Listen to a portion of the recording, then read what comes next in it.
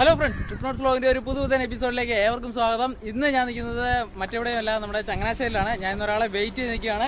ആളിത് എത്തിപ്പോയി. മറ്റാരുമല്ല, നമ്മുടെ എല്ലാ വീഡിയോയിലും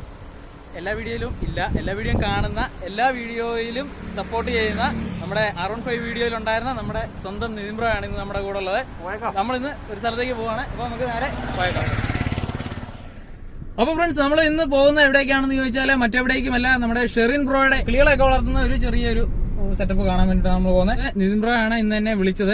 നിതിൻ ബ്രോ ഇന്ന് രാവിലെ കാലത്ത് കടക്കപ്പായിൽ എന്നെ വിളിച്ചിട്ട് പറഞ്ഞു നമുക്ക് ഇന്നൊരു സ്ഥലം വരെ പോകാണ്ടെന്ന് പറഞ്ഞു. അപ്പം എന്ത് സ്ഥലമാണ് എന്താണെന്നൊന്നും അറിയത്തില്ലായിരുന്നു. ഇവിടെ എത്തിക്കഴിഞ്ഞപ്പോഴാണ് നിതിൻ ബ്രോ പറഞ്ഞു നീ നിന്റെ മറ്റേ ഗാഡ്ജറ്റ്സ് എല്ലാം എടുത്തോളാൻ പറഞ്ഞു. അപ്പൊ ഞാൻ നമ്മുടെ ഫോണും ഗിംബലും കാര്യങ്ങളും എല്ലാം കൂടെ എടുത്തോണ്ടെങ്കിൽ പോകുന്നു. അവിടെ ചെന്നിട്ട് അവിടുത്തെ ഡീറ്റെയിൽസും കാര്യങ്ങളൊക്കെ നോക്കാം. നിതിൻ ബ്രോയ്ക്ക് കുറച്ച് കിളികളൊക്കെ വാങ്ങാനുണ്ട്. അപ്പൊ നമുക്ക് അവിടെ പോയിട്ട് നേരെ നമ്മുടെ സംഭവങ്ങളൊക്കെ എന്താണെന്ന് നമുക്ക് പോയി നോക്കാം. പോകാം. ഓക്കെ ഫ്രണ്ട്സ്, അപ്പോൾ നമ്മൾ ഷെറിൻ ബ്രോയുടെ DNA ഏവിയറി എന്ന കുഞ്ഞു കിളിക്കൂട്ടിലേക്ക് എത്തിയിരിക്കുകയാണ്. ഇവിടുത്തെ വിശേഷങ്ങൾ നമ്മൾ അടുത്ത ഷെറിൻ ബ്രോ പറഞ്ഞു തരും. ഓക്കെ ബ്രോ, അപ്പോൾ ഇവിടെ മെയിനായിട്ട് ഏതൊക്കെ വെറൈറ്റീസ് നമ്മളിപ്പോൾ ചെയ്യുന്നത്? നമ്മൾ ആഫ്രിക്കൻ്റെ കുറച്ച് മെയിൻലി ഇപ്പോൾ ആഫ്രിക്കന് 3 വെറൈറ്റികളാണ്. പീച്ച് വെറൈറ്റി എന്ന് പറയും, പിന്നെ ഒന്ന് ഫിഷർ എന്ന് പറയും, പിന്നെ ഒന്ന് മാസ്ക് എന്ന് പറയും. അതാണ് നോർമലി നമ്മുടെ നാട്ടിൽ കണ്ടുവരുന്നത്. അതിൻ്റെ കുറച്ച് ഐറ്റംസ് ഉണ്ട്. മെയിൻലി ലൂട്ടിനോ പീച്ച്, പിന്നെ ഗ്രീൻ ഓറഞ്ച് ഫേസ്, പിന്നെ ഒലീവ് ഓറഞ്ച് ഫേസുകൾ, പിന്നെ വയലറ്റ് പീച്ച്, അങ്ങനെ കുറച്ച് വെറൈറ്റികളുണ്ട്. പിന്നെ മാസ്കിൻ്റെ green mask, blue mask, violet mask, ഫിഷറിൻ്റെ ആണെങ്കിലും ഗ്രീൻ ഫിഷർ, യെല്ലോ ഫിഷർ, അങ്ങനെ കുറച്ച് ഐറ്റംസ്, എല്ലാത്തിൻ്റെയും കുറച്ച് ഐറ്റംസ് അങ്ങനെയാണ് മെയിൻലി ബ്രീഡ് ചെയ്തുകൊണ്ടിരിക്കുന്നത്. അങ്ങനെ കുറച്ച് ഐറ്റംസ് ആണ് മെയിലുള്ളത്. പിന്നെ ഡയമണ്ട് ഡവ് ചെയ്യുന്നുണ്ട്, കോക്ടെയിൽസിൻ്റെ ചെയ്യുന്നുണ്ട്, പിന്നെ കുറച്ച് നോർമൽ ബഡ്ജീസ്, ഫിഞ്ചസ്, ജാവ, അങ്ങനെ കുറച്ച് ബേഡ്സുകൾ വേറെയും ബ്രീഡ് ചെയ്യുന്നു.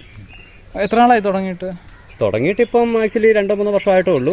ഞാൻ കുറെ ലവ് ബേഡ്സ് നേരത്തെ മൂലം ചെയ്യുന്നുണ്ടായിരുന്നു. പക്ഷേ ഇപ്പോൾ ഒരു ലോക്ക്ഡൌൺ തുടങ്ങിയ പിന്നെയാണ് ഈ ആഫ്രിക്കൻ ഇത്രയും മാർക്കറ്റ് വരാൻ തുടങ്ങിയത്. ഇപ്പം അത്യാവശ്യം മാർക്കറ്റ് ഉണ്ട് ബേഡ്സിന്.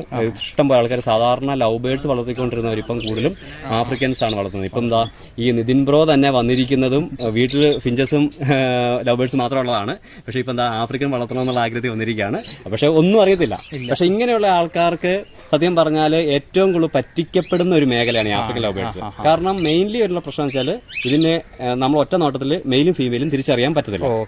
അപ്പൊ അതുകൊണ്ട് തന്നെ നമ്മൾ ഇതിന്റെ DNA എടുക്കണം. അപ്പൊ DNA എടുത്ത ഒരു ബേഡ്സിനെ ഉള്ളൂ നമുക്ക് മെയിലാണോ ഫീമെയിൽ ആണോ എന്ന് മസ്റ്റായിട്ട് അറിയാൻ പറ്റില്ല. അല്ലെങ്കിൽ ഒരു വർഷമൊക്കെ ആയി ഇത് തന്നെ പെയർ പിടിച്ച് മുട്ടയിടുന്ന പരിവായെങ്കിൽ മാത്രം നമുക്ക് അറിയാൻ പറ്റുള്ളൂ. അപ്പൊ അങ്ങനെ ഇവിടെയുള്ള എല്ലാ ബേഡ്സിനും DNA ഞാൻ മാക്സിമം എല്ലാ ബേഡ്സിനും ചിക്സ് ഇറങ്ങുമ്പോൾ തന്നെ DNA എടുത്തതിന് ശേഷം ഒരാൾ കൊടുക്കാറുള്ളൂ. ഇനിയിപ്പോ അങ്ങനെ DNA ഇല്ലാതെ ഒരാൾക്ക് ഒരു ബേഡ് കൊടുത്താൽ തന്നെ അതെങ്ങാനും മെയിലും ഫീമെയിലും അല്ല, കുറച്ചാൾ കഴിയുമ്പോൾ ചേട്ടാ അത് 2 മെയിലാന്ന് വെച്ചാൽ ധൈര്യപോലെ തിരിച്ചു കൊണ്ടുവരാൻ ഞാൻ മാർക്ക് കൊടുക്കുകയും ചെയ്യും. അങ്ങനെ എന്റെ കസ്റ്റമേഴ്സിനെ എപ്പോഴും ഞാൻ എത്ര നാൾ വേണേലും നിലനിർത്തണം എന്നുള്ള ആഗ്രഹത്തിലാണ് നമ്മൾ കൊടുക്കുന്നത്. അല്ലാതെ ഒരു ബിസിനസ് ചെയ്യാൻ വേണ്ടി ഇന്ന് കൊടുത്തു വിട്ടു നാളെ ബൈ ബൈ പറഞ്ഞു പോകുന്ന ടീമിലല്ല. കാരണം അവർ ഏത് സമയത്തും എന്നെ എപ്പോൾ വേണേലും, ഇപ്പൊ ഒത്തിരി പേര് എന്നോട് ബേഡ്സ് എടുക്കാത്ത ഒത്തിരി ഫ്രണ്ട്സ് എന്നെ ഇപ്പോഴും വിളിക്കുന്നവരുണ്ട്. കാരണം വെച്ചാൽ എന്തെങ്കിലും ഒരു സംശയത്തിന് വേണ്ടിയോ അല്ലെങ്കിൽ എന്തെങ്കിലും ഒരു ചേട്ടാ ഇത് എന്നെ പറ്റി ഇങ്ങനെ വരുന്നത് അറിയാവുന്ന കാര്യങ്ങൾ നമ്മൾ പറഞ്ഞു കൊടുക്കും. നമ്മളിപ്പോൾ അത് എന്നോട് ബിസിനസ് ചെയ്തെന്നോ ഇതുകൊണ്ടോ എന്ന് മാത്രമല്ല, നമ്മളത് അറിയാമെങ്കിൽ പറഞ്ഞു കൊടുക്കും. അത് ഇന്നയാണ്, അത് തമ്മിൽ വേറെ ഒരു കാര്യമില്ല, അല്ലെങ്കിൽ അസുഖം വന്നാൽ ഇന്നതുപോലെ ചെയ്യും, ഇന്ന ഫുഡ് കൊടുക്കുക എന്നൊക്കെ പറയും. അറിയാവുന്ന കാര്യങ്ങൾ നമ്മൾ പറഞ്ഞു കൊടുക്കും, അത്രേ ഉള്ളൂ. അങ്ങനെ അറിയാവുന്ന കാര്യങ്ങൾ പറഞ്ഞു കൊടുത്തു എന്നുള്ളൊരു ഇത് തോന്നിയത് കൊണ്ടാണ്. എന്റെ നേരത്തെ ഒരു യൂട്യൂബ് വീഡിയോ കണ്ടിട്ടാണ് സത്യം പറഞ്ഞാൽ നിതിൻ ബ്രോയും എന്നെ വിളിച്ചിരിക്കുന്നത്. അങ്ങനെ ഒരു ജെന്യൂറ്റി തോന്നിയത് കൊണ്ട് അങ്ങനെയാണ് ഞങ്ങൾ ഇവിടെ എത്തിച്ചേർന്നത് തന്നെ. അതാണ് ബ്രോയ്ക്ക് വേറെ പ്രത്യേകത ഉണ്ട്. എവിടെ വേണമെങ്കിലും ബ്രോ തന്നെ സാധനം കൊണ്ടുതരും. വേറെ ഒന്നുമല്ല, കിളിയെ വേണമെന്ന് പറഞ്ഞാൽ ഏത് ബേഡാ വേണ്ടെന്ന് വെച്ച് കഴിഞ്ഞാൽ അതിനെ ബ്രോ തന്നെ സൈറ്റ് നമുക്ക് സാധനം കൊണ്ടുതരും. അതാണ് നമ്മളിപ്പോ മാക്സിമം ഞാൻ പറഞ്ഞു നിതിൻ ബ്രോയ്ക്ക് വെട്ടിക്കാവല്ല കൊട്ടാരക്കരയിലാണ് വീടെന്ന് പറഞ്ഞു. അപ്പൊ ഞാൻ പറഞ്ഞു ഞാൻ അവിടെ എത്തിച്ചേരാം, എന്റെ ഉള്ള ബേഡ്സ് ആണ് എത്തിച്ചേരാം. കാരണം നമ്മുടെ ഇല്ലാത്ത ബേഡ്സ് നമ്മൾ നല്ലപോലെ ഹോം ബ്രീഡ് ചെയ്യുന്ന ആൾക്കാരുണ്ട്, നമ്മുടെ ഫ്രണ്ട്സുകളുണ്ട്. അപ്പൊ അവരുടെ ബേഡ്സ് വേണേലും ഇപ്പൊ എന്റെ ഇല്ലെങ്കിൽ വെച്ചാൽ ഞാൻ അവിടെ നാളെ എടുത്ത് അവരവരുടെ വീടുകളിൽ കൊണ്ടെത്തിച്ച് കൊടുക്കുന്നതാണ്. കൊടുക്കുക എന്ന് പറഞ്ഞാൽ ചേട്ടൻ തന്നെ? അതെ, ഞാൻ തന്നെ എന്റെ ബൈക്കിൽ അവരുടെ ട്രാൻസ്പോർട്ടേഷൻ കേജിലാക്കി അവരുടെ വീട്ടിൽ കൊണ്ടെത്തിച്ചു കൊടുക്കും. കാരണം ഇതിന് ട്രാൻസ്പോർട്ടേഷൻ ടീം ഉണ്ട് ആക്ച്വലി. അതായത് നമ്മളിപ്പോ എനിക്കിപ്പം കോട്ടയത്ത് നിന്ന് കാസർഗോഡ് കൊടുക്കണമെങ്കിലോ കോട്ടയം തിരുവനന്തപുരം കൊടുക്കണമെങ്കിലോ ബേഡ്സ് ഇവിടുന്ന് ഞാൻ പാക്ക് ചെയ്ത് ട്രാൻസ്പോർട്ടേഷൻ കേജൊക്കെ ഞാൻ കാണിക്കാം. പാക്ക് ചെയ്ത് അത് ട്രാൻസ്പോർട്ടേഷൻ കേജിനകത്ത് പാക്ക് ചെയ്ത് കൊടുത്തു വിട്ടാല് ആക്ച്വലി അവര് ഇവിടുന്ന് കാസർഗോഡ് വരെ എവിടെ എത്തിക്കണമെന്ന്, കേരളത്തിൽ എവിടെ എത്തിക്കണമെങ്കിലും 300 രൂപ ചാർജേ ഉള്ളൂ. നമ്മൾ ഇവര് വണ്ടി വരുമ്പോഴേക്കും വണ്ടിയിൽ വെക്കുക, അവര് നമ്പരും പേരും എഴുതി വെക്കും, അവരവിടെ ചെല്ലുമ്പോൾ അവരുടെ ആൾക്കാരെ വിളിക്കും, എത്തിച്ചു കൊടുക്കും. 300 രൂപ ഉള്ളൂ. പക്ഷെ നമ്മൾ നേരിട്ട് കൊടുക്കുന്നതിലും ഈ 300 രൂപ ചാർജ്, പെട്രോൾ ചാർജ് നടത്തിക്കുന്നതാണ് ഞാൻ നേരിട്ട് തന്നെ കൊടുക്കും. പിന്നെ ഹാൻഡ് ഫീഡ് എടുത്ത ഒരു വൈറ്റ് ഫേസ് പൈഡിന്റെ കോക്ടെയിലാണ് ഇത്. ചേട്ടൻ ഹാൻഡ് ഫീഡ് എടുത്തതാണ്. പക്ഷെ അവന് ഇപ്പം പറക്കാൻ തുടങ്ങിയപ്പോ അത്ര അങ്ങോട്ട് ടേംഡ് ആയിട്ടില്ല, കുറച്ചുകൂടെ ഒന്ന് ടേംഡ് ആക്കണം. പക്ഷെ എന്നാൽ നമ്മളെ കടിക്കത്തൊന്നുമില്ല, അത്യാവശ്യം ടേംഡ് ആണ്. നമ്മള് പെരക്കകത്ത് ഇട്ടാലേ ഉള്ളൂ അവനെ കുറച്ചുകൂടെ ഒന്ന് ഒന്നിച്ചിട്ട് എല്ലാത്തിനും കൂടി കഴിഞ്ഞാൽ അവര് വീണ്ടും വൈൽഡായി പോത്തേ ഉള്ളൂ. കുറച്ചൊന്ന് ടേംഡ് ആക്കാനുണ്ട്. ഈ കാർഡ് കൊണ്ട് എന്താ പറയുക, നമുക്ക് ഇതാണെങ്കിലും ഉള്ളു നമുക്ക് മെയില് ഫീമെയിൽ എന്ന് പറയാൻ പറ്റുള്ളൂ. കാരണം നമ്മൾ ഇതിന്റെ ഫെദർ പറിച്ച് നമ്മള് ഓരോ സ്ഥലമുണ്ട്.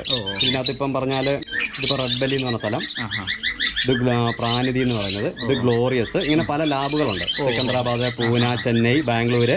ഇത് ബാംഗ്ലൂരുള്ളതാണ്.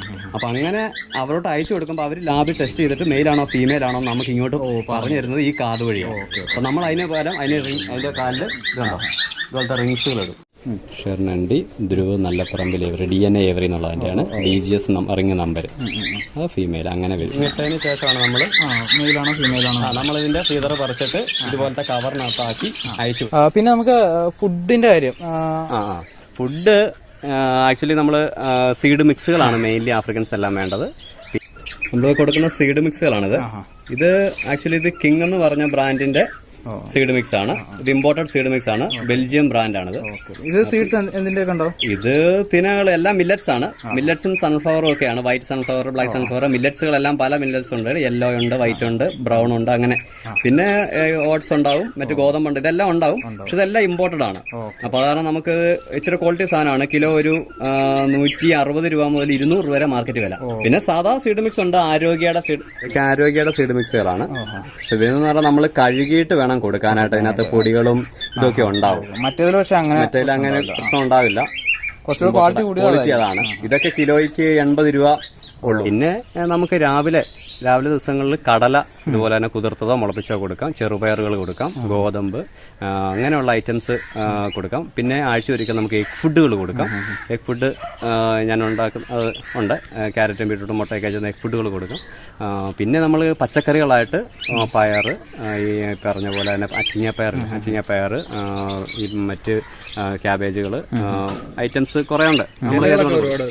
ഇലകളിൽ നമുക്ക് മുരിങ്ങ ഇല, കറിവേപ്പില, പാഷൻ ഫ്രൂട്ടിന്റെ ഇല, ചീരയില, ഇതൊക്കെ ഇട്ട് കൊടുക്കുന്നത് നല്ലതാണ്. പക്ഷെ മഴക്കാലത്ത് ഇതെല്ലാം മാക്സിമം കുറയ്ക്കുന്നതായിരിക്കും നല്ലത്. കാരണം ഇത് മഴക്കാലമാകുമ്പോൾ തണുപ്പല്ലേ, അപ്പോൾ പിന്നെ ലൂസ് മോഷൻസ് പോലുള്ള അസുഖങ്ങൾ ഉണ്ടാകുന്ന ചാൻസ് കൂടുതലല്ല. അപ്പൊ നമ്മൾ മഴക്കാലത്ത് കൂടും, ഈ തണുപ്പ് കാലത്ത് കൂടും, ചൂടുകാലത്ത് നമ്മൾ കൂടുതൽ നല്ല തണുത്ത ഫുഡ് ഇതിന് ചെല്ലുന്ന രീതിയിൽ കൊടുക്കാൻ നല്ലതാണ്. ഇലകളും ഇത് കൊടുക്കുവാണെങ്കിൽ നമുക്ക് കൂടുതൽ ഒത്തിരി മരുന്നുകളൊക്കെ ഒഴിവാക്കി നമുക്ക് ബേസ് നല്ല രീതിയിൽ വളർത്താൻ പറ്റും. മെഡിസിൻസ് ഒത്തിരി കൊടുക്കുന്നവരുണ്ട്, പക്ഷെ ഞാൻ അങ്ങനെ പ്രോത്സാഹിപ്പിക്കാറില്ല. കാരണം വെച്ചാൽ മാക്സിമം നമ്മൾ മെഡിസിൻസ് ഒഴിവാക്കി നമ്മൾ ബ്രീഡ് ചെയ്യുന്നതായിരിക്കും എപ്പോഴും നല്ലത്. പക്ഷെ എങ്കിലും നമ്മൾ കൂട്ടിലിട്ട് വളർത്തുന്ന കിളികൾക്ക് മെഡിസിൻ കൊടുക്കണം എന്ന് പറയുന്നവരുണ്ട്. അത് ഓരോരുത്തരുടെ രീതി ചെയ്യുന്നതായിരിക്കും എപ്പോഴും നല്ലത്.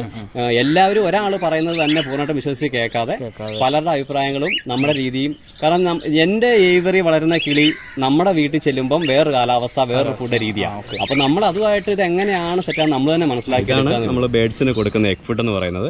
എഗ് ഫുഡ് എന്ന് പറയുമ്പോൾ നമ്മൾ മുട്ട പുഴുങ്ങിയത് അതുപോലെ ഗ്രേറ്റ് ചെയ്തെടുക്കുക, പിന്നെ ഇച്ചിരി ബീട്രൂട്ട്, കുറച്ച് ക്യാരറ്റ് ഇതെടുത്തതിന് ശേഷം കൂടെ നമ്മൾ ഡെലിനേച്ചറിന്റെ അല്ലെങ്കിൽ കിങ്സ് ബ്രാൻഡുകളുടെ എഗ് ഫുഡ്, റെഡിമെയ്ഡ് എഗ് ഫുഡാണിത്. പിന്നെ ഇച്ചിരി ഒരു A19 ഹാൻഡ് ഫീഡ് ഫോർമുല, ഇതെല്ലാം കൂടെ മിക്സ് ചെയ്താണ് കൊടുക്കുന്നത്. പിന്നെ എന്നിട്ടും ഇതിന്റെ വെള്ളമയം ഒന്നും മാറുന്നില്ല എന്നുണ്ടെങ്കിൽ നമുക്ക് അവലോ ഓട്സോ കൂടെ ഇതിനകത്തോട്ട് പൊടിച്ച് ചേർക്കാൻ പറ്റും. അപ്പൊ അങ്ങനെ ആയിട്ട് നമ്മളൊരു പുട്ടുപൊടി പരുവത്തിൽ അങ്ങ് കൊടുക്കുവാണെങ്കിൽ ബേഡ്സ് കഴിയും. മിക്സ് ചെയ്താണ് കൊടുക്കുന്നത്. നമ്മൾ ആഴ്ച ഒരിക്കലും 2 ദിവസം 3 ദിവസം 4 ദിവസം കൂടുമ്പോൾ കൊടുക്കാറുണ്ട്. പിന്നെ കുഞ്ഞുങ്ങളുമായിട്ട് വിരിഞ്ഞിരിക്കുമ്പോൾ നമ്മൾ ഡെയിലി ഇത് മസ്റ്റായിട്ടും കൊടുക്കുന്നത് കുഞ്ഞുങ്ങളുടെ ഹെൽത്തിനും വളർച്ചയ്ക്കും നല്ലതാണ്, വളരെ നല്ലതാണ്. കണ്ട സാധനങ്ങളെല്ലാം മിക്സ് ചെയ്തതാണ്. അപ്പൊ ഞാൻ ഇച്ചിരി വെള്ളമയം കൂടുതലുള്ളത് കൊണ്ട് ഞാനൊരു ഇച്ചിരി അവലും കൂടെ പൊടിച്ച് ചേർത്തിട്ടുണ്ട്. നമ്മൾ ഈ ആഫ്രിക്കൻ ലവ് ബേഡ്സിനാണ് കൂടുതൽ ഞാൻ വളർത്തുന്നത്. അപ്പൊ ഈ ആഫ്രിക്കൻ ലവ് ബേഡ്സിന് DNA എടുക്കാതെ നമുക്ക് മെയിലും ഫീമെയിലും തിരിച്ചറിയാൻ പറ്റില്ല. അപ്പൊ അങ്ങനെ ഒരു DNA സെക്സിംഗ് എന്നൂടെ പേരൂടെ ആവും. ഇപ്പൊ DNA ഏവറി എന്നാവും. അപ്പൊ അതൊരു അങ്ങനെ ഒരു നല്ലൊരു പേരാന്ന് തോന്നി, അങ്ങനെ ഇട്ടതാണ്. ആക്ച്വലി ഇത് ഞാൻ എൻ്റെ വീടെന്ന് പറയുന്നത് ചങ്ങനാശ്ശേരിയിൽ നിന്ന് കോട്ടയം MC റോഡ് പോകുന്ന വഴിക്ക് തുരുത്തി എന്ന് പറയുന്ന സ്ഥലത്താണ്. അവിടെ അടുത്ത് തന്നെയാണ്, ചെറുമുട്ട അമ്പലത്തിനൊക്കെ അടുത്തെന്ന് പറയും.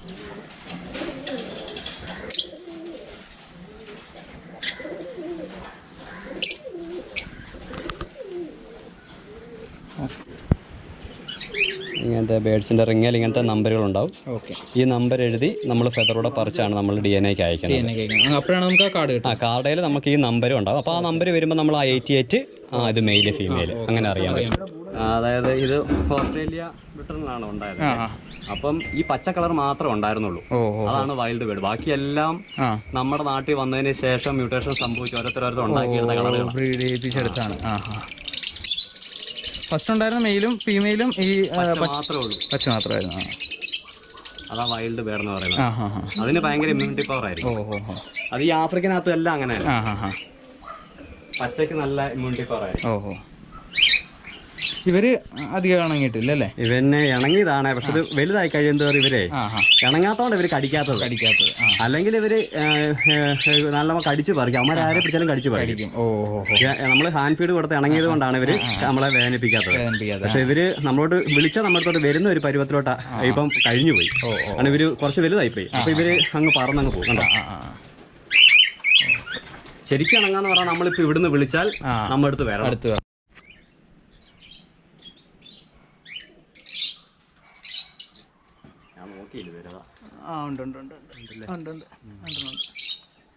രണ്ട് മുട്ട ഇടുള്ളൂ. അത് അടയിരിക്കും. കണ്ണിന്റെ ഇവിടെ ഇത്ര തടിപ്പ് വരുന്നത് മെയിലല്ലേ? Okay okay. കുറവായിരിക്കും ഫീമെയിൽ. ഫീമെയിൽ. ആ തടിപ്പ് കുറവല്ലേ? തടിപ്പ് കുറവ്. Okay okay okay. കാണാം.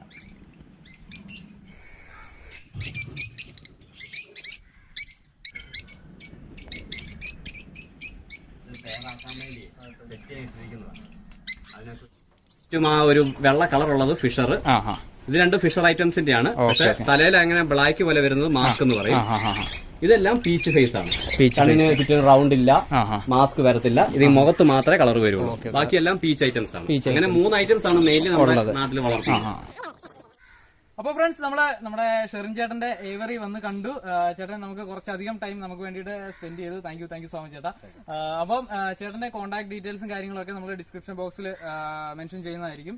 ആ കോൺടാക്ട് നമ്പറിൽ ചേട്ടനെ കോൺടാക്ട് ചെയ്ത് കഴിഞ്ഞാൽ കോൺടാക്ട് ചെയ്യാം. നിങ്ങൾക്ക് ബേഡ്സ് വാങ്ങണമെന്നുണ്ടെങ്കിലും ബേഡ്സിനെ പറ്റിയുള്ള എന്തെങ്കിലും ഡീറ്റെയിൽസ് അറിയാനുണ്ടെങ്കിലും ചേട്ടനെ നിങ്ങൾക്ക് വിളിക്കാം. ഏത് സമയത്ത് നിങ്ങൾക്ക് കോൺടാക്ട് ചെയ്യാവുന്നതാണ്. അപ്പോൾ വീഡിയോ അവർക്ക് ഇഷ്ടമായി വരുന്നു. Thank you so much.